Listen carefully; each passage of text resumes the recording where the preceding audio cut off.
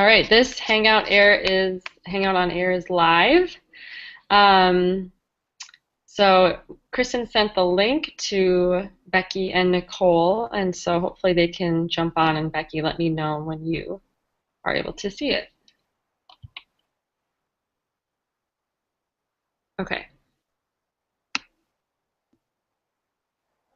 And Kristen, you sent the link?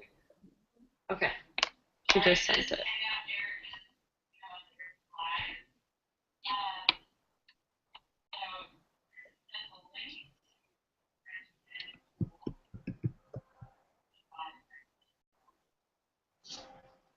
Right. Right. Yep. You'll just be watching.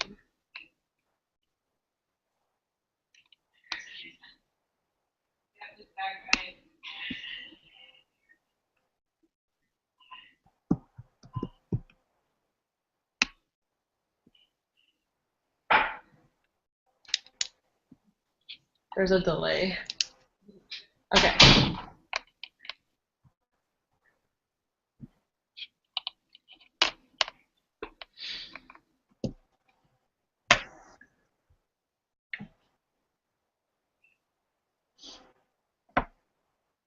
Oh, really?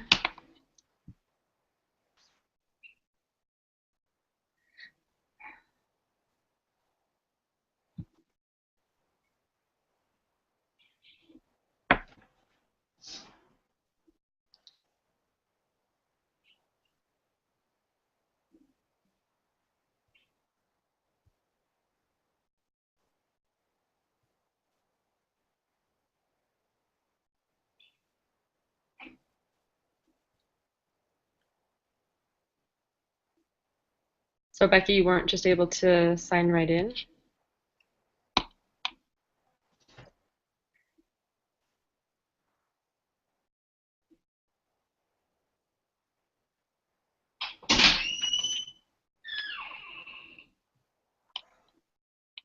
Oh, we have to approve Becky, like, an invitation. You have to invite her from Climate Gen. You can do that from my computer, and I'll.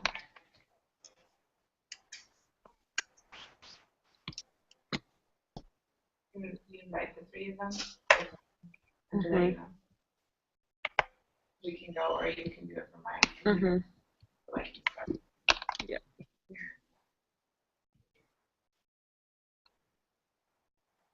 I just sent another link, Becky, that go ahead and click on that and send it in. And do you want to start? Yeah. All right.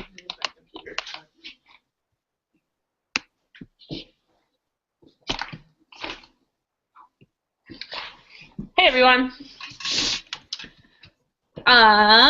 Craig, you're on and ready to roll. Yeah, we're gonna, as soon as we figure out which screen I'm sharing, but I think we're good. Awesome.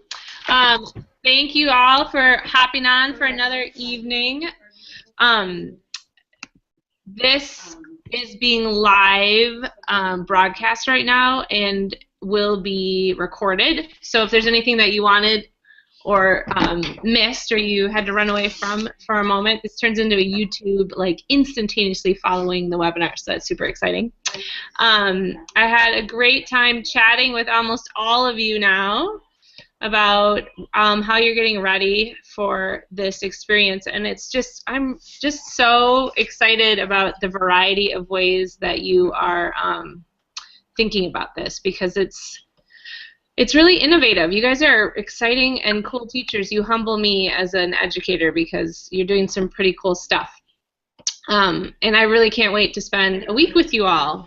It's going to be super fun. We are honored to have Craig Johnson with us today, and before I go ahead and introduce him, I want to make sure that I address a couple things.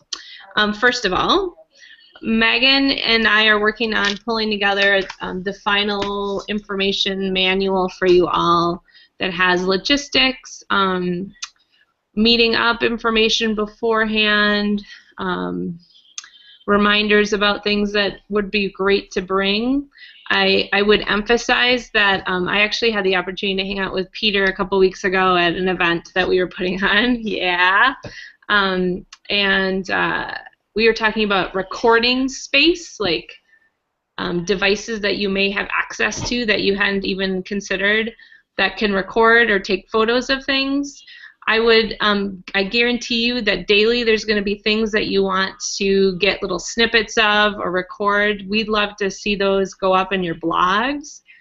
And so that would be awesome if you were thinking about what those things might be that you're bringing along. So if you have a phone or an iPad or something like that, an old phone, so people kind of forget that those old iPhones that you can't use anymore, but actually are Wi-Fi accessible. If you have things like that, those might be the perfect thing to bring with to be your sort of device that you're using over Wi-Fi or things like that.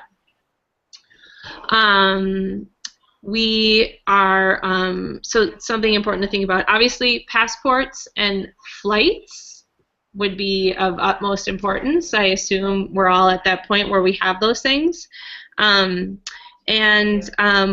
We're asking you all to share the best time for those webinars that we talked about, but also when your flights get in now.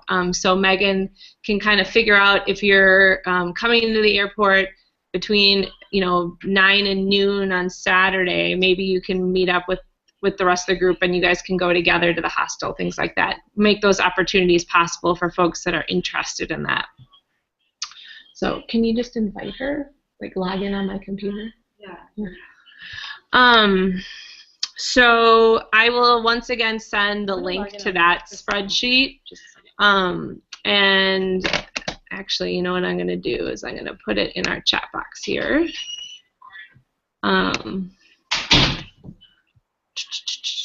Here we go. So you have that, and you can think about it while we're doing this. Chat box down in the corner.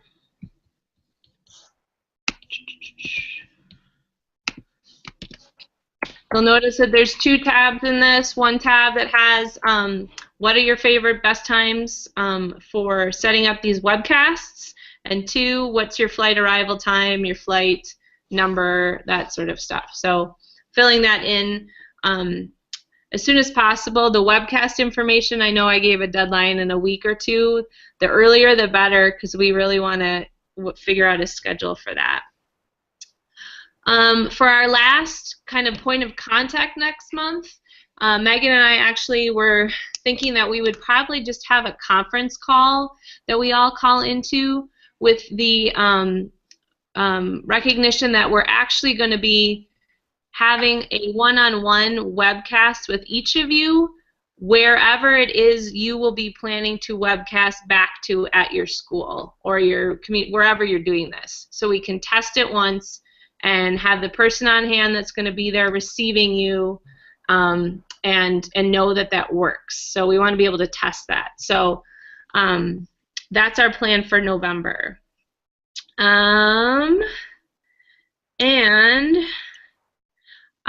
We've had a couple, just so you all know, there, Lauren was able to host sort of an information session at her school here in St. Paul last week, and Christy is doing the same thing, I think, next week or the following week. And it's just really fun. We've had a lot of community members coming in to just see what this is all about and ask questions about that, and there's a lot of interest. And I think, I don't know about you guys, but I'm hearing more and more of it on the radio. My daughter came home from school yesterday and said, on CNN News that they watch every day in her 5th grade class, they're talking about the World Climate Talks. And I said, my mom's going to be there. So it's getting real. We're going there.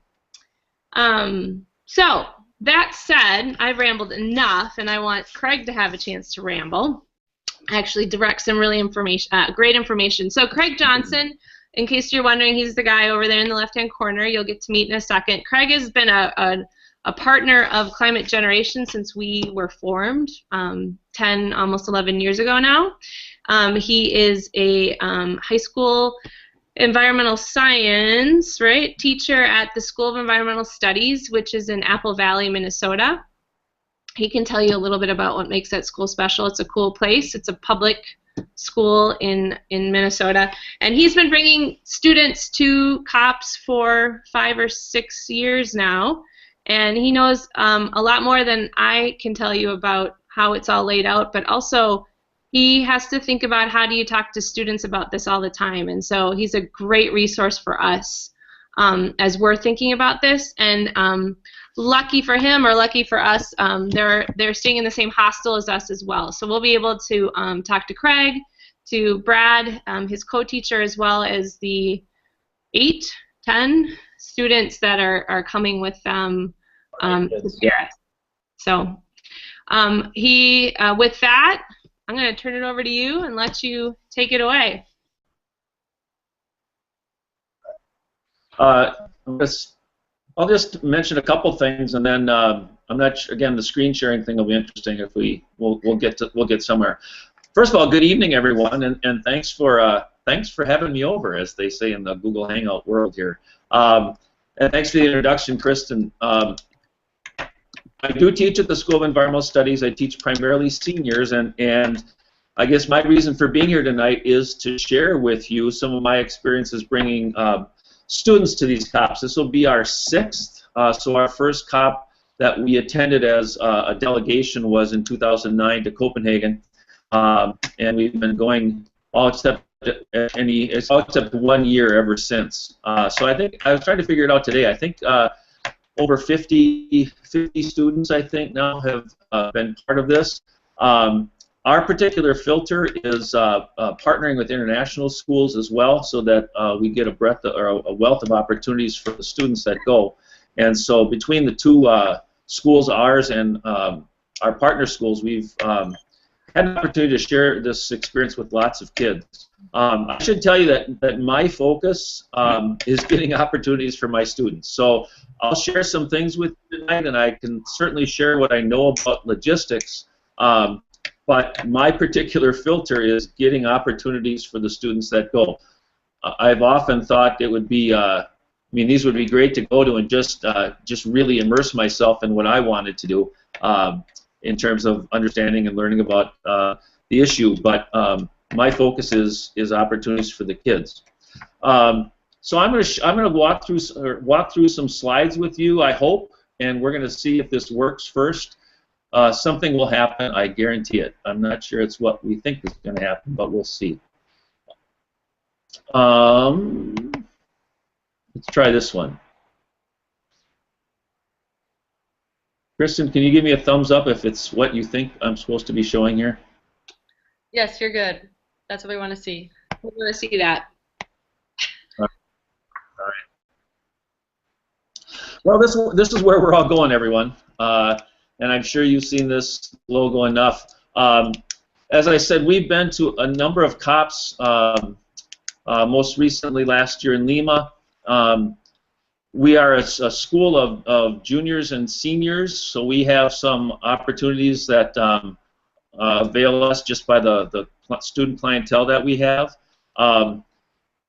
But our focus is getting kids engaged in the world and getting them chances to experience a variety of things through the curriculum. And this has been my particular slice of the pie here now for a number of years. So I'm just going to walk through some things and share some of the things that I've learned over the years, and frankly try to get through it as quickly as I can so that we can actually maybe answer some questions about what you really want to know about, and hopefully this overview will get you a little way.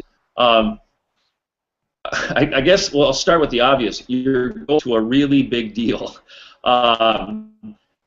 The COP has grown tremendously just in the few years we've been going, and so the venues that these take place in are just unbelievably world class. I think in 2 of the 5 countries we've attended COPs in, the actual convention centers were built specifically to host this conference. So I suppose it's the Super Bowl of climate in that regard. But I'll just kind of walk you through some of the logistics or some of the characteristics and attributes of these things, and then go from there. As you would expect, there are a variety of levels that participants have a chance to engage this process in. I'll talk about a little bit later, but we're breaking new ground this year, as far as I can tell. Certainly, it's going to be different than anything I've ever seen, with the wealth of and scope of opportunities that are going to be taking place for non-credentialed participants. So folks that aren't actually in the blue zone, but in participating in everything around that. So it's going to be, like I said, I don't think it's going to be like anything I've ever seen in terms of magnitude. Just walking you through sort of how the conference is arranged. It is a 2-week conference. I guess the first thing is that, as you would expect, there are large plenary sessions. Most of those are pre-scheduled, although once the negotiations get underway, they do establish plenary times, and it is what you would expect. It is all 190-some nations in a room, and then areas for observers as well. So it is, again, kind of my caricature of a UN event, the headphones to listen in different languages and all that sort of thing. These happen with some regularity. Some of them are open plenaries, some of them are not. But for the most part, they're either open for people to go see them or to watch on big screen, closed circuit kind of options.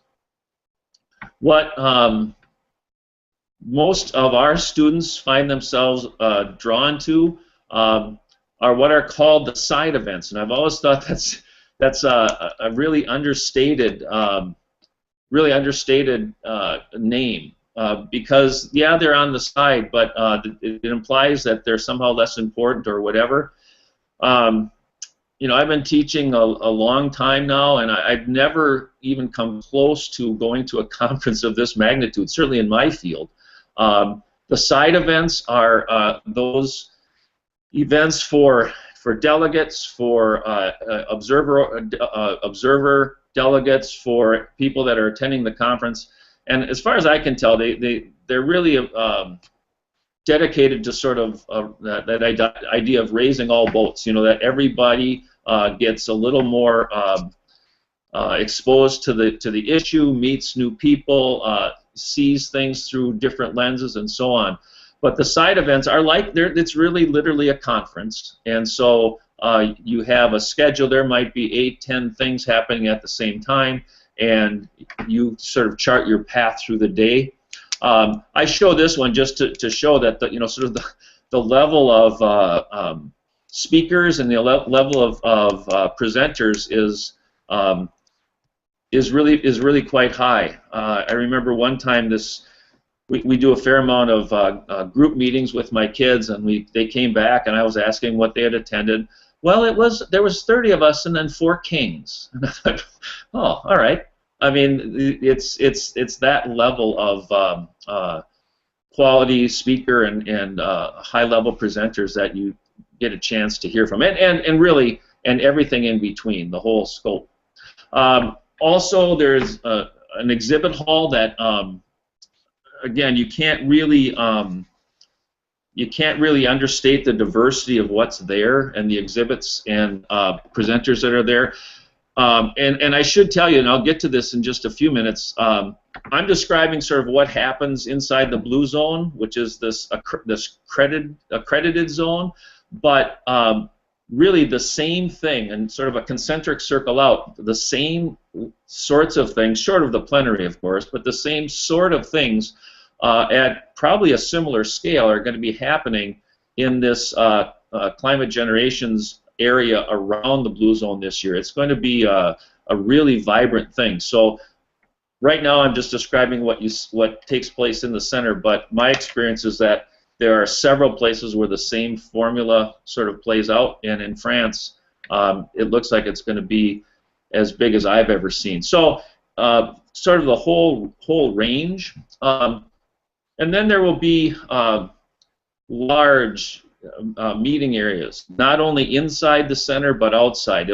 This view is something you'll get real sort of comfortable with and familiar with and you'll be sitting in there somewhere because the chance to meet people and to meet delegates from all over the world will be pretty much at your fingertips.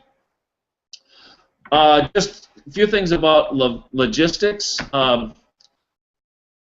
Even though we're going as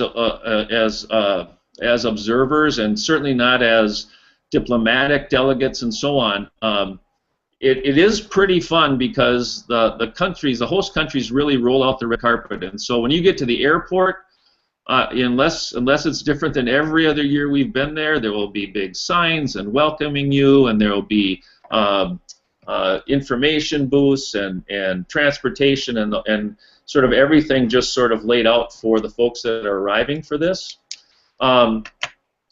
For delegates, and I'm not sure how France will play this, but usually transportation is provided. Oftentimes entry to various museums or exhibits or that sort of thing are provided. The trade-off is that you just have to sort of be patient because everyone is going to the same place. Transportation at these things, oftentimes there are transportation sort of systems just for the conference attendees. So buses and trains and various things that are just for delegates. From what I can tell from where we're headed this year, we'll all be riding the same trains to the same locations, as far as I can tell. Now they may have enhanced that somehow just because of the number of us that will all be headed to the same place, but it will be a place that you just have to be patient. There'll be lots and lots and lots of security. It will be ever present, not only outside the center, but inside in the credentialed area. There's at least 2 layers of security you need to go through just to get in. So they'll take that fairly serious, and you just sort of relax and go with the flow. In Copenhagen we had snow, in Lima we had 97 degrees, and you just sort of relax and go with the flow as best you can. Long days, I should tell you that the conference often starts with alliance and constituency meetings at 8, 9 in the morning, and depending on the country that it's held in, oftentimes sessions the last session sometimes start at 8:30, 9, 10 o'clock at night. And of course you don't have to go to all these, and it's obviously a path that you chart for your own group or for you individually, but they are long days. I tell my students, because everyone's taking the same transportation, we've sort of coined it as train or bus fishing. When my students get on the bus, I tell them, don't sit next to each other. Sit against the wall and see who sits next to you, because everybody's going there. So you may well sit next to a delegate from some country, or a CEO from an energy company, or you just don't know. The whole crowd is heading to the same place in the same transportation. So side events, I put a couple in here just to sort of show you the types of sessions that and the level of sessions that you have a chance to take part in. I mean, and again, I can't understate the breadth and the depth of these things. Literally everything, every aspect of climate change that you could possibly imagine is addressed in some way in the side events, in the plenaries, in the exhibits, in the the climate generations area, the non-accredited areas. So it's really pretty mind-boggling. With my students, we sort of have a pattern that each morning when we meet, I have a group that's blogging each day, so that's their first task, is to get that task accomplished and written. But then we'll just sit sometimes for an hour plus, just planning our schedule, because it takes a great deal of study to decide where you're going and what you're doing each day. Now, if you haven't heard about it already, there is an app, a UNFCCC negotiator app, that pretty much they've gone for the most part, paperless, and so they use it for all the quarterly meetings as well. So right now, if you were to download that app, you'd see that the schedule is for the meetings that just took place in Bonn, but it'll be updated for Paris, and that's where you'll be able to track the schedule. And you'll be able to do that ahead of time. That's one nice thing the last few years. The schedule has been up. Obviously, there's changes and additions, but the schedule's been up now for ahead of time, so that usually helps. In terms of the weeks, it is a 2-week conference, obviously, and my understanding is that you folks will be coming for the second week, which is when things really do start to ramp up. Obviously, one difference this year is that you know, how we're getting to a negotiated agreement is somewhat different with the collection now of nationally determined contributions that have been kind of collected and sorted through in Bonn. So sort of the nature of those negotiations will begin obviously in the first week. The second week, though, is you know, when it really starts to heat up, and you really do feel it at the conference. Usually Tuesday, sometimes Wednesday, the high-level session begins, which is when the world leaders begin to arrive. You can plan on transportation, slowdowns, and various things as they account for, you know, presidents and so on arriving. The high-level session then usually starts with high-level event, usually Tuesday night, and then of course that high-level session runs through the end of the conference. Also, the other thing that is that I guess pretty common are country centers.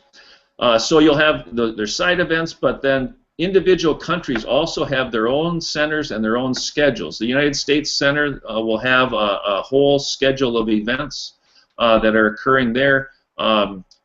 Japan, Indonesia, China, the European Union, they all have their own centers. And so in addition to what you hear about happening and see happening at the side events, and that's, you know, that would be plenty. There's another whole layer of events and schedules with the country centers. I mentioned constituency meetings, so the various groups of the NGOs, this happens to be a meeting of UNGO, but there's research and industry, there's the environmental organizations, all the NGOs, Ringo, Youngo, Tungo, Engo.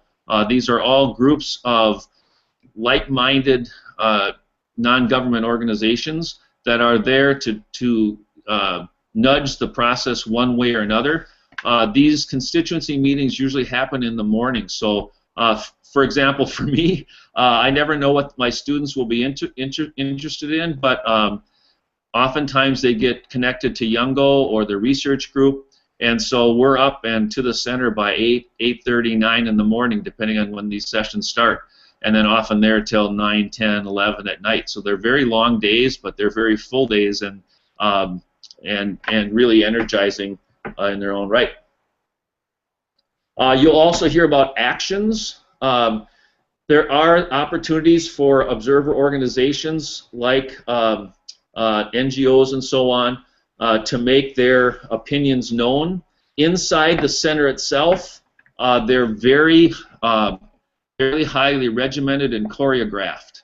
So yes, there are demonstrations or there are, you know, actions that take place outside of plenary or something, but unless they are approved actions, and unless the Secretariat has approved them, the UN doesn't tend to have a sense of humor when it comes to going off the board with these actions. And so we've seen over the years entire delegations or certainly groups of people that were expelled or whatever from the conference because they did that sort of thing. Up in the right-hand corner is a fairly famous one. It's been going on every year that I've ever been to a COP. It's called the Fossil of the Day, and they award that to a country that has basically embarrassed itself in some way as far as they're concerned. The organizations are concerned with regards to what they would like to see happening in the negotiations. Opportunities for engagement. You know, it's one of those, you're going to be met with insurmountable opportunity. It is just, like I said, just pretty overwhelming, the number of things that that you're going to see and be able to do. Everyone will be there. Every aspect and, you know, sort of tangent related to climate change you can imagine will be present there. With my students, and frankly, I would encourage you to do something similar. I would really encourage you to get as much background as you can on this, on what's going to happen. All of my students are required over the summer. They did it over the summer, but they are required to take the United Nations online course in the negotiation and finance and the background of climate change and so on, so that they have a solid foundation when they go. And I would really encourage you to do something similar, because you will learn a great deal there, but going in with a lot of background helps a great deal as well. Going in with some sort of focus or some, you know, essential understandings that you're pursuing, I think, is a good starting point.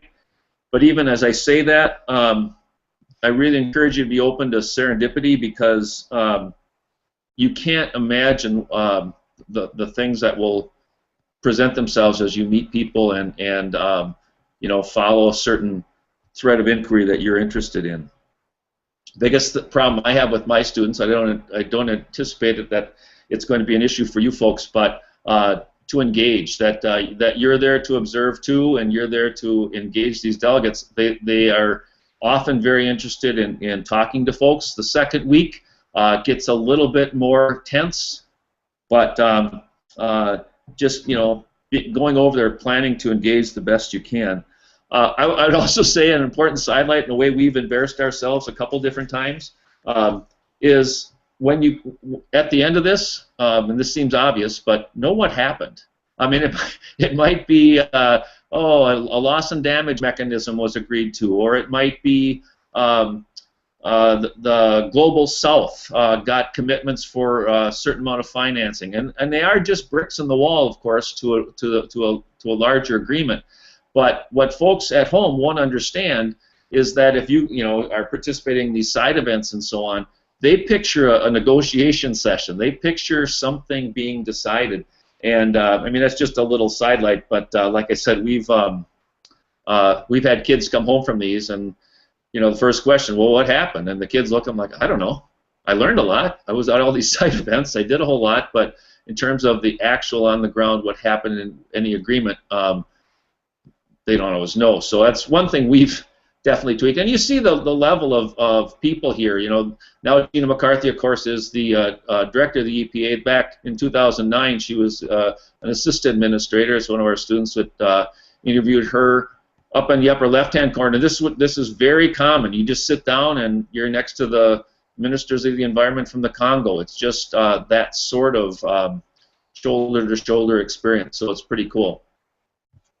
There are lots of ways. I mean, I'll just walk through sort of how we do this. I know you're all thinking of your own ways that you're going to bring this back to your students. As I said, for me, my first goal is to get opportunities for my students and to help them construct their own understandings of what they're experiencing. So there's lots of ways to chronicle this. I echo what Kristen and Megan said about being able to record or interview or have ways to capture things.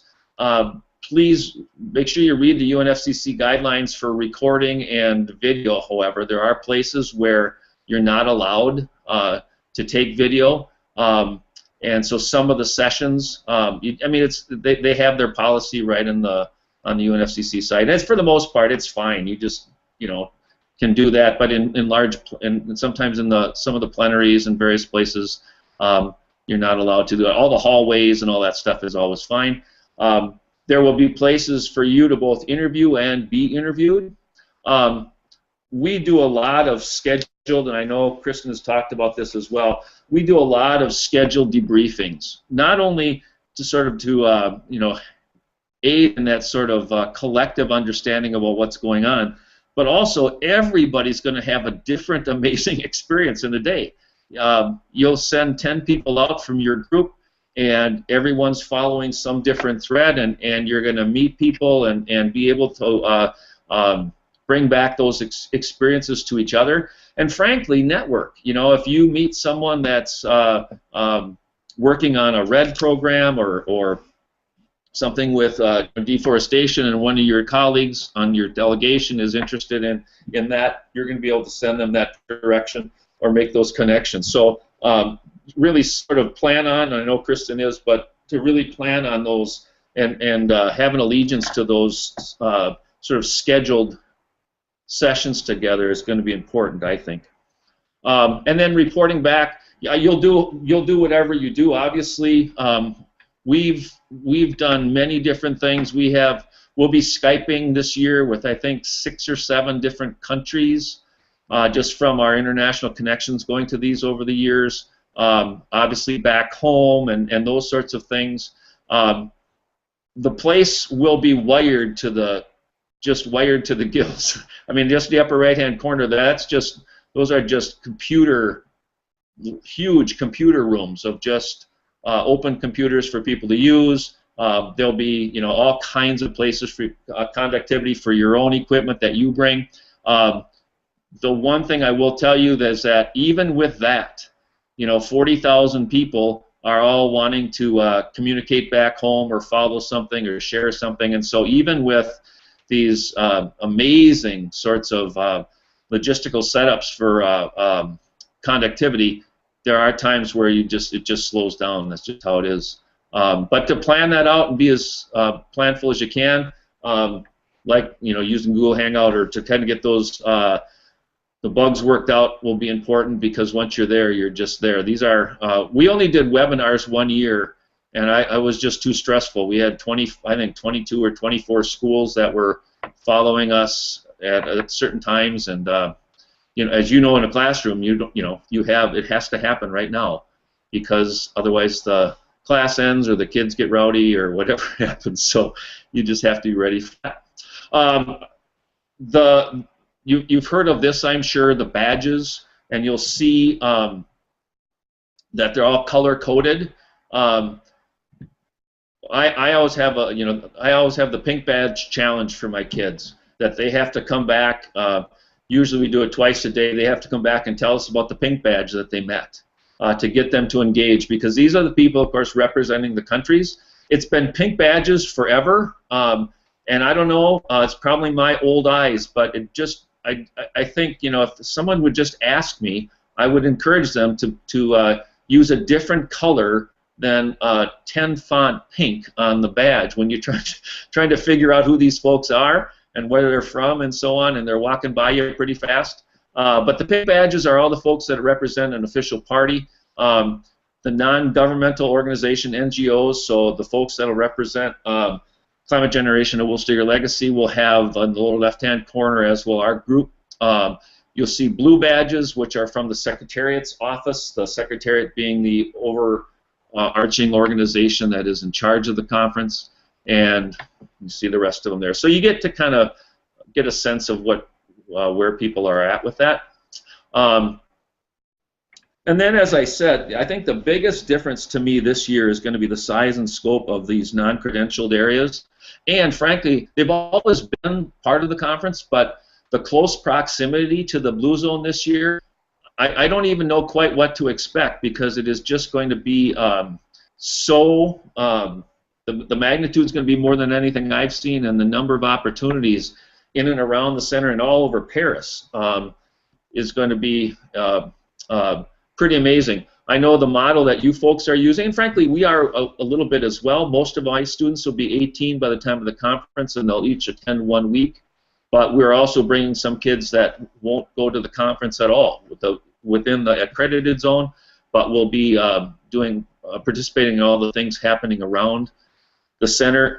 I just think it's going to be really fun to sort of watch unfold. There's always been the equivalent, what they call a people's conference, and I think that the Climate Generation area this year represents that. And as I said earlier, they have traditionally had the same sorts of I don't know, categories of infrastructure, I'll say, the equivalent of side events. There'll be sessions that are conducted, and my understanding is the schedule for that People's Conference for Climate Generation, I believe, is going to be posted at the end of October, if the website is correct. So you'll be able to look fairly soon online to see, what sessions and what will be going on those days that you're there.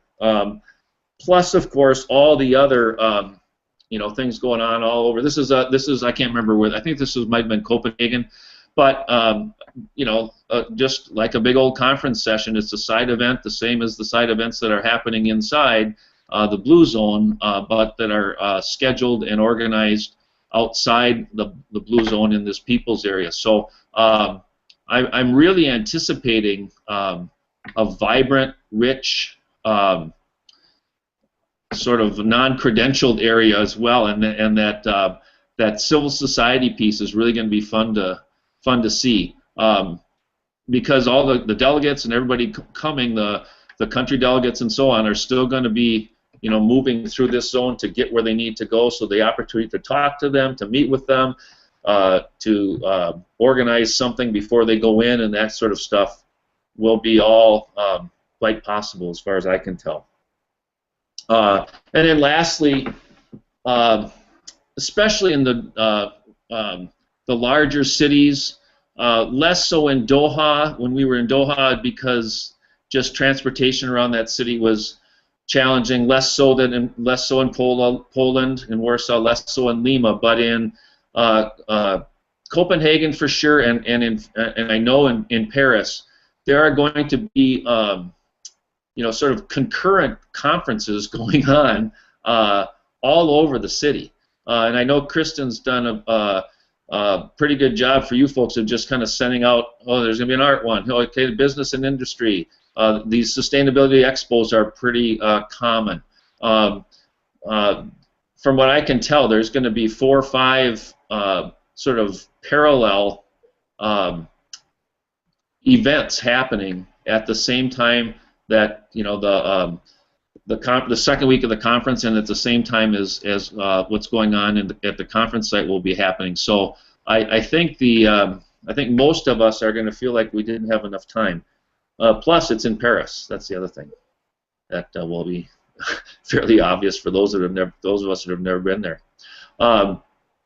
So that's pretty quick. I hope it's close to what you might wanted to hear, but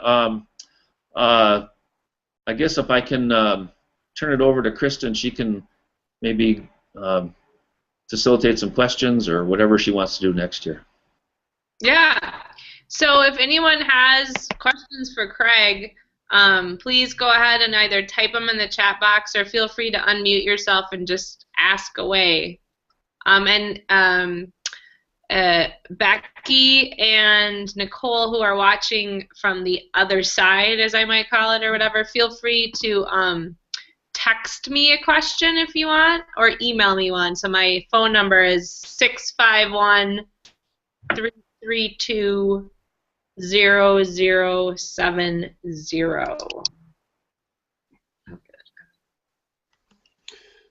Any questions? I have a question. My question would be, if you were going to webcast back to your classes, what would be the best time to do that? Do you think you'd want to do that early on, or should you wait until the last couple of days, or what would you say?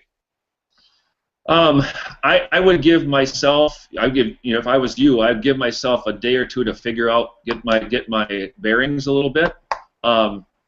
Coming the second week, there will be a lot of momentums towards different things. Different conflicts will have arisen. 2 out of the 5 we've been to, I mean, the different blocks of countries threatened to just walk out and shut the thing down because something wasn't going right and so on. So that will have started, I would imagine. But if it was me, I'd wait a little bit, probably that second or third day. Obviously, it depends on when your classes are and so on. But by that second week, by Tuesday Wednesday, you're going to be able to talk about some of the world leaders that are starting to arrive. In the past, there's been stalemates, and then world leaders show up and meet face to face to break some stalemate and that sort of thing. So I think there'll be a little more to report on. Maybe that second or third day as opposed to the date like Monday or something. Okay. Thank you. Hope that helps.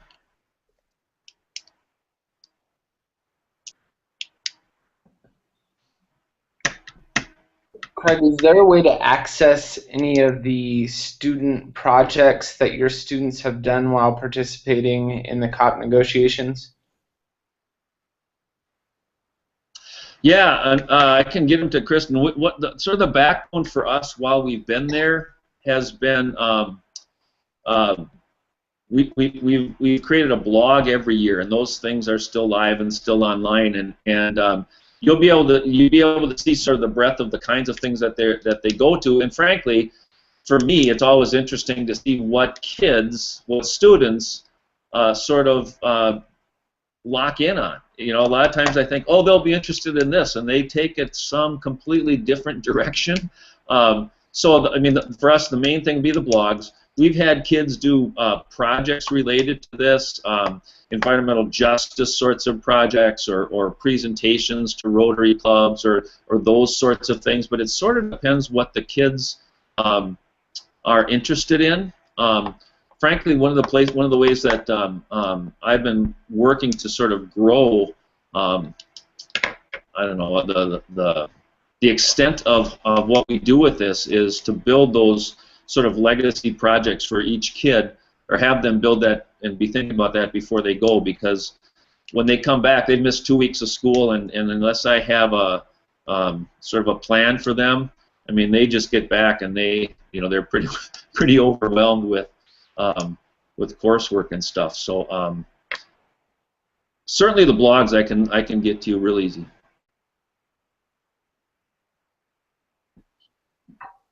Anyone else?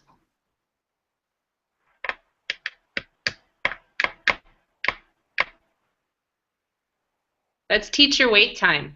You guys know about that? It is. That's what I have a question. Can y'all hear me? Yeah. Hey, Craig. Thanks for the info. Got a question. The questions so far have been about what your kids have done while being there, but have you had any experience with kids still over here in America and how to kind of get them involved from a distance? Yeah, great question, because I've found it to be a challenge. We've sort of timed up our study on climate change to correspond to the period of time before we go, and while we're gone. So my colleagues, our school is a little different. We're an integrated school, so I have a team. I teach with 2 other folks. We have 110 kids a day together, and so I can be gone, but we can have a plan for lessons that are going to be taking place back here, or for them to study some aspect that they're interested in, small island states or intergenerational equity or something, and have that sort of research going on at home for the kids that are here. And then we have regular Skype sessions back home, so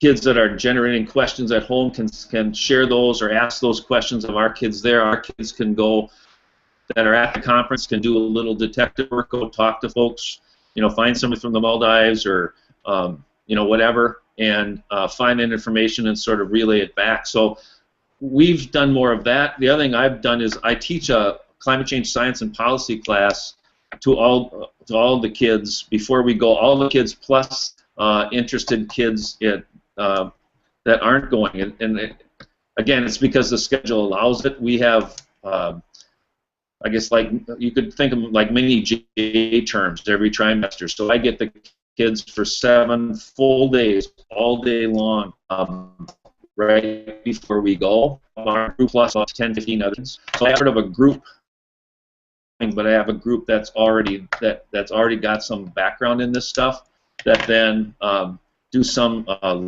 lunchroom discussions and those kinds of lunch discussions and that kind of thing while we're over there. So we're trying to grow that part, frankly, because the hardest part, you get over there and it's like you just feel like this is the only thing happening on the planet. And of course, at home, the kids are like, you know, it's right before the holiday, and you know, it's a little demoralizing because you're so fired up, or the kids are so fired up, and you know, life continues, right? Thanks.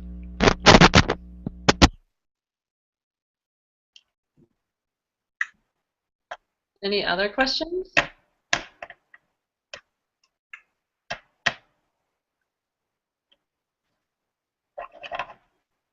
I think we had one from Nicole, who's watching as an audience member. Nicole, if you could email me your question, and then I know you're watching right now.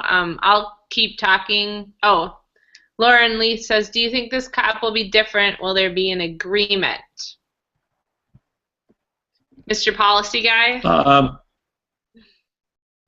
Yeah, my prediction is yes, there will be an agreement, and most of us will be disappointed in it. It will be more watered down than we hope it would be. You know, I've been trying to follow it the best I can, but of course, like these folks, you know, I'm in the classroom every day, so it's not easy to get to this stuff. But I'm really fascinated by, you know, what's come in from all these national commitments.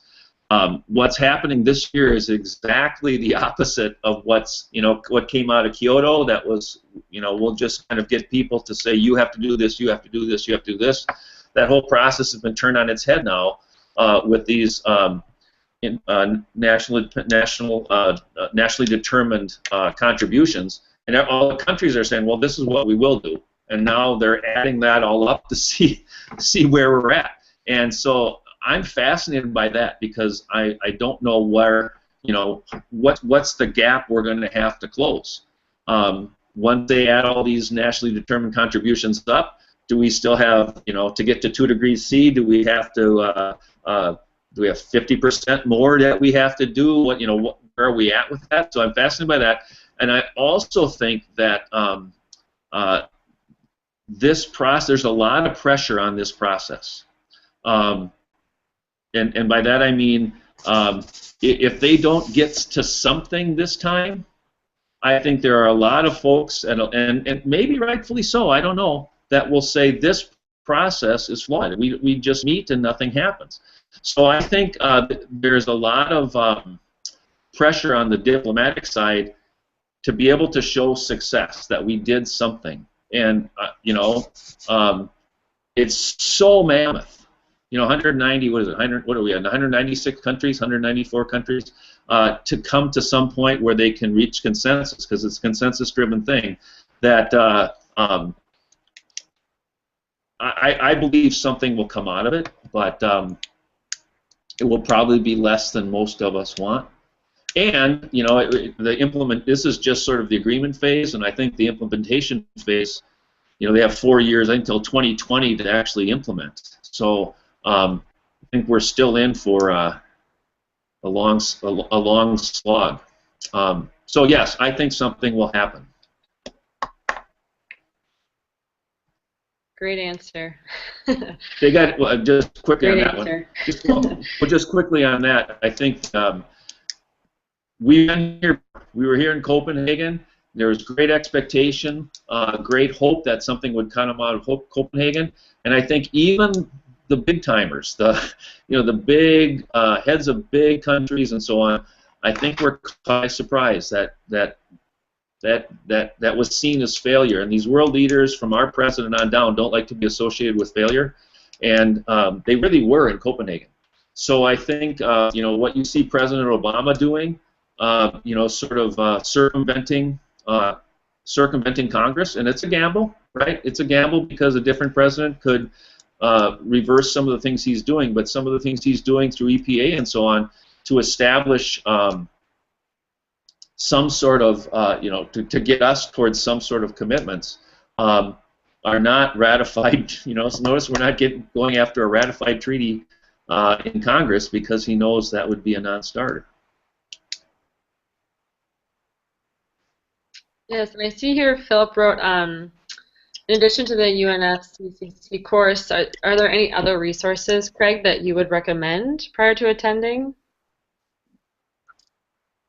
Yeah. Well, I'm thinking of both. I'm thinking of ones I use with my kids, and I don't know if this has been updated recently, so I don't know if it's dated or not. But I forget the acronym now, but I think it's the UKYCC. I think it's the United Kingdom Youth Climate Coalition or some such thing. A few years ago, maybe 3 years ago, developed, instead of a course like I've had my kids take this summer, a series of, I think it's 6 prezzies, and you can kind of zoom through them. But they're, you know, they've got they're more, because they were produced by young folks.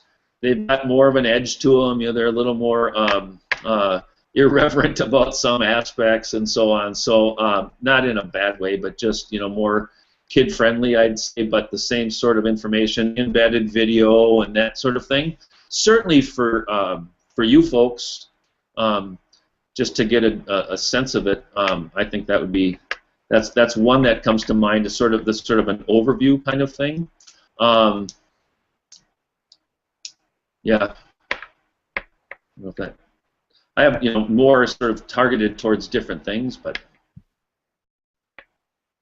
Nicole Anderson is wondering, she heard this conference has a section for business and technology that's different from the past. Do you know anything about that? You don't have to. She says she's curious how it fits big oil companies lobbying in their own. I didn't hear the last part. She wonders if it's how it fits in, and does it have to do with big oil companies lobbying? I don't know anything about this, so.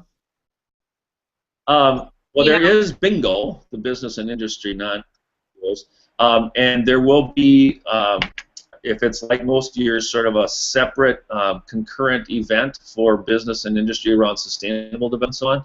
But I think, I don't know the particulars, but I do know that each of the last few years, there's been bigger and bigger industry and business presence. Insurance companies and certainly energy companies.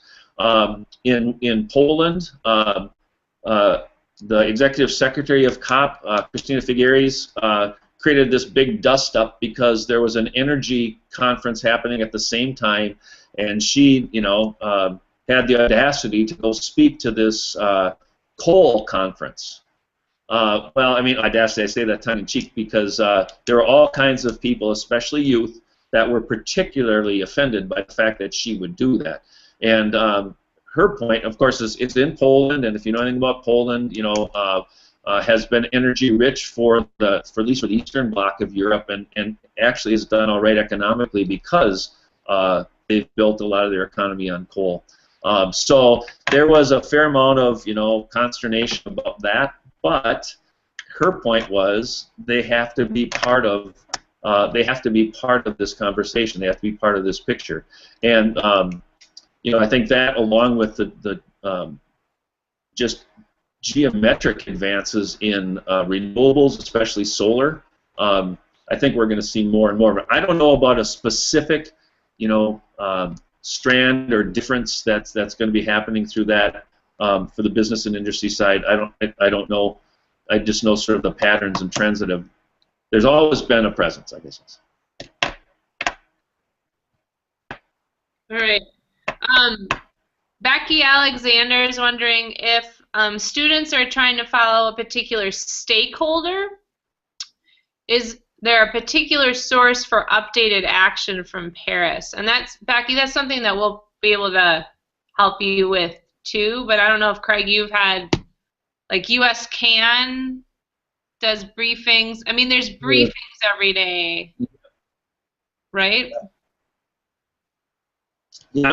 I'm trying to think. So they're organized in both constituencies and these geographic alliances, like small island states, or like the Group of 77, or these geographic groups that have similar, I guess, concerns or whatever. I'm trying to. They do have statements, and it's also possible sometimes to go to their meetings. So the small island states will meet or whatever. Towards the end, those you can't count on being able to get in them. I'm talking about the constituency meetings now, or excuse me, the alliance meetings, like small island states or something like that. You can't. Sometimes you can go, but sometimes it's members only as they start to figure out what their strategy is for trying to get this or that in. But there are briefings. There are press briefings every day. They're almost always, well, not almost always, but quite often posted as press only, and I go anyway. I just walk in, and I've only been kicked out a couple times, but nothing's happened. So I just just kind of walked in. So a lot of times you can go to the press briefings as well. The big times, like when John Kerry was in Lima, I tried to get into that one, and they didn't let me in. I had a notebook and everything, but they didn't let me in. That's awesome. Great. Well, does anyone Let's see, they're kind of mentioning that. Yeah. Any other major questions folks have at this point? It was really great. That's exactly what I hope. I feel like Craig does such a great job of getting you excited and like getting the feeling of what it's like. But I mean, like he said, it's also nice to have someone else saying, like, we don't know everything that's going to be there until you get there, and you just kind of have to roll with it, knowing it's going to be amazing regardless. So if you have follow-up questions, it's as cool a thing as go.